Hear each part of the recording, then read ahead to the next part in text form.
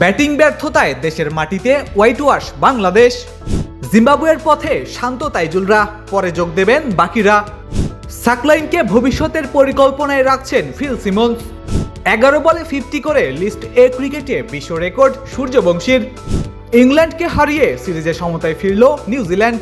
সারাদিনে ঘটে যাওয়া ক্রিকেটের দেশি বিদেশি খবরগুলো এক নজরে দেখে নেওয়া যাক।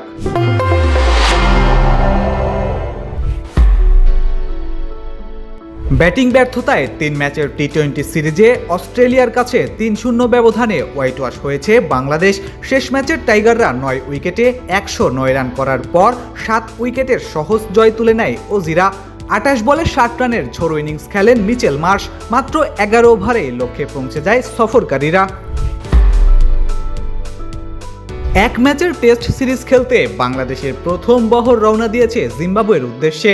দুপুরের ফ্লাইটে দেশ ছাড়েন অধিনায়ক শান্ত, তাইজুল, সাদমান সহ 15 জন সদস্য। অস্ট্রেলিয়ার বিপক্ষে টি-20 সিরিজ শেষ করে দলের বাকি সদস্যরা সফরে যোগ দেবেন। নতুন মুখ হিসেবে টেস্ট দলে সুযোগ পেয়েছেন রবিউল হক। অস্ট্রেলিয়া সিরিজের শেষ ম্যাচে একাদশে না থাকলেও আব্দুল গাফফার সাকলাইনকে ভবিষ্যৎ পরিকল্পনার গুরুত্বপূর্ণ অংশ বলেই জানিয়েছেন বাংলাদেশের প্রধান কোচ ফিল সিমন্স। তার ভাষায় সব পেসারকে 2টি করে ম্যাচ খেলার সুযোগ দিতেই এই সিদ্ধান্ত নেওয়া হয়েছে।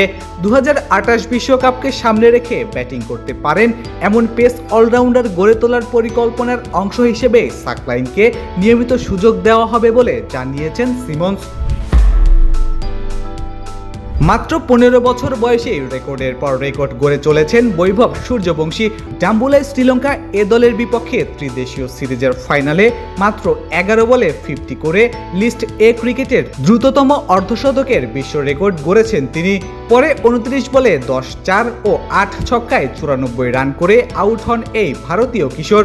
ভেঙে দেন 2005 সালে গড়া বীরারত্নের 12 বলে 50 রেকর্ড। ওভাল টেস্টে ম্যাট হেনরির জোড়া ফাইফারে জয় পেয়েছে নিউজিল্যান্ড। ইংল্যান্ডকে হারিয়েছে 253 রানে। কিউদের দেওয়া 463 রানের জবাবে ইংলিশদের ইনিংস থামে 209 রানে। 2 ইনিংসে 11 উইকেট তুলে ম্যাচ সেরা নির্বাচিত হয়েছেন ম্যাট হেনরি। 3 ম্যাচের সিরিজ এখন 1-1 সমতায়। ফেসবুক, টুইটার, ইউটিউব সহ সামাজিক যোগাযোগ মাধ্যমে আমাদের ফলো করুন। ক্রিকেট দুনিয়ার সকল খবর সবার আগে পেতে ভিজিট করুন www.dailycricket.com.bd।